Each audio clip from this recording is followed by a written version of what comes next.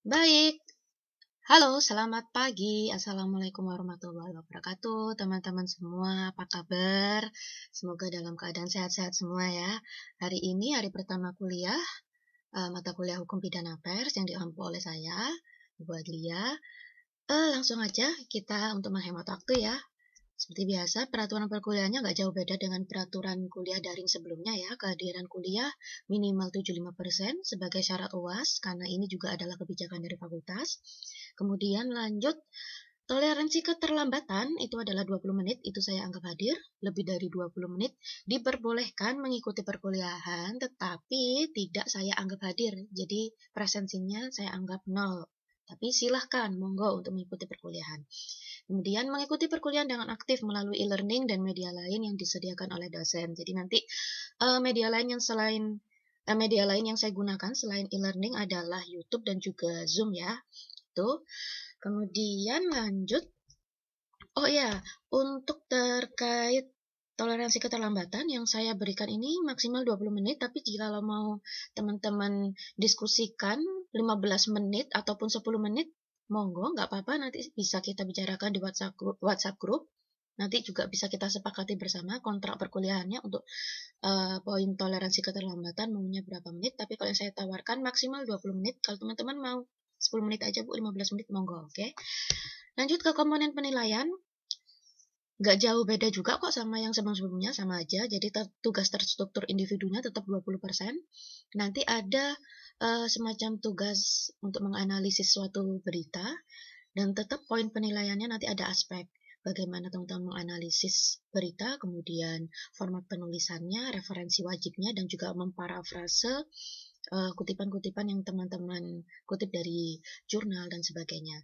Nah, kemudian terlambat mengumpulkan tugas, pasti nilainya jelas dikurangi, tapi auto zero atau automatically nol kalau teman-teman plagiat atau bahkan tidak mengerjakan sama sekali.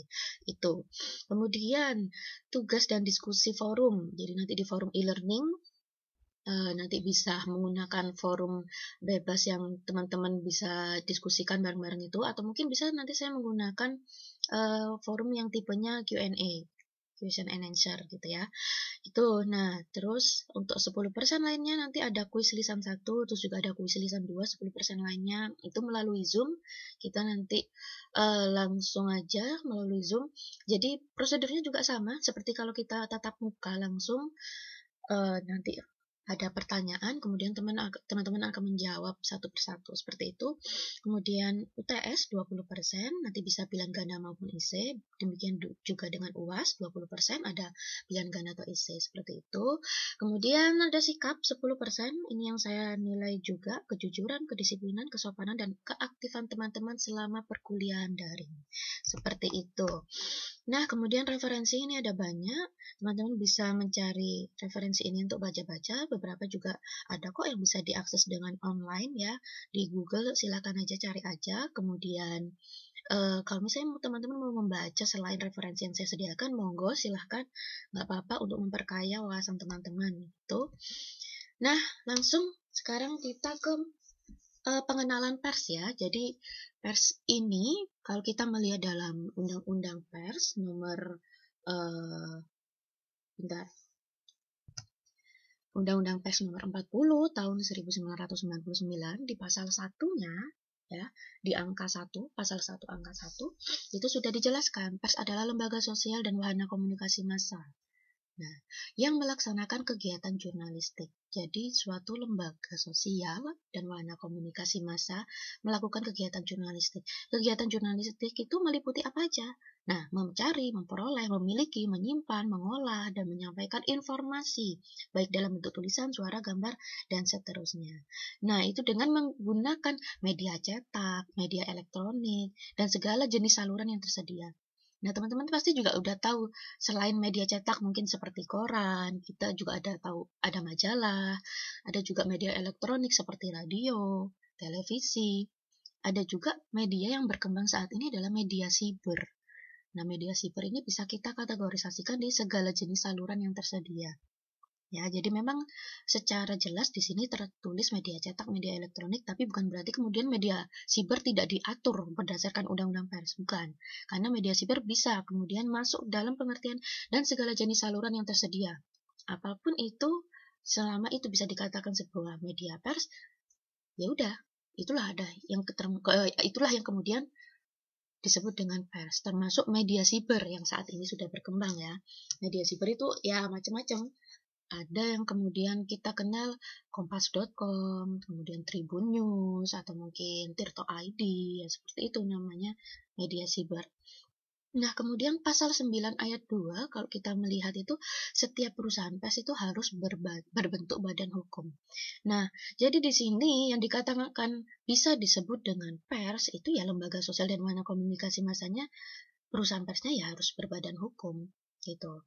Oke, kalau kita melihat dari pasal 1, persnya itu adalah secara kelembagaannya ya, tapi kalau dia dalam bentuk perusahaan, ya pasti nanti teman-teman kalau melihat di pasal 1 angka 2 juga jelas sudah tertera perusahaan pers.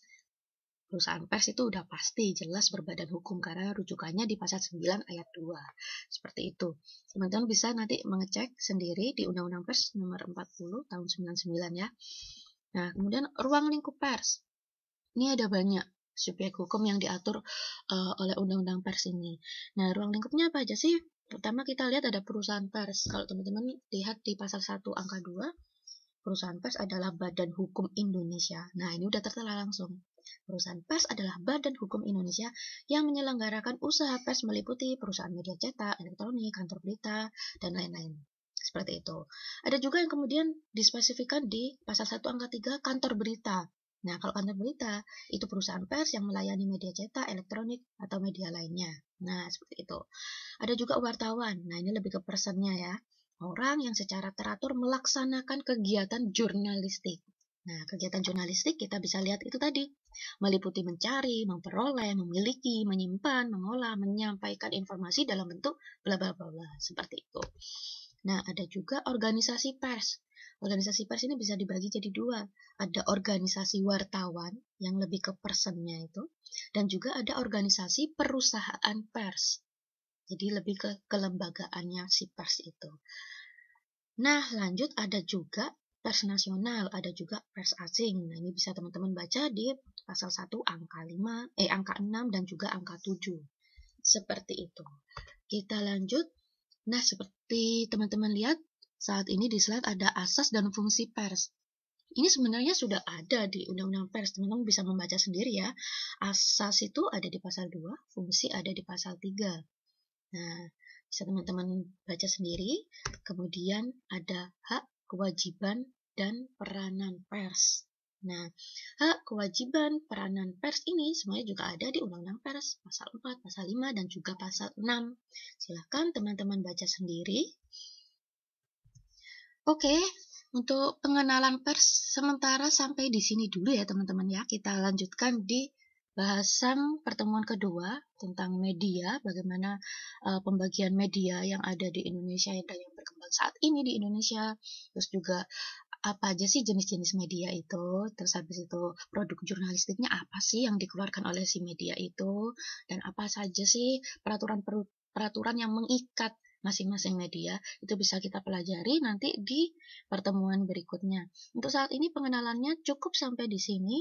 Lebih lanjut kalau misalnya ada yang mau didiskusikan, mari kita diskusi di forum diskusi yang disediakan di e-learning. Oke? Terima kasih teman-teman atas atensinya. Selamat belajar dan mari berdiskusi dengan santun. Assalamualaikum warahmatullahi wabarakatuh.